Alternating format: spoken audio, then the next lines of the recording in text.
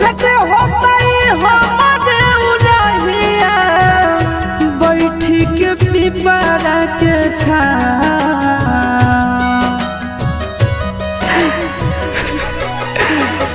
देखते होता हमारे उड़हिया बैठी के पिपरा के रुक रुक रुक अरे टरेनिया रुक रुक रुक रे टरेनिया ले ले चल जनुआ के गाँव रुक रुक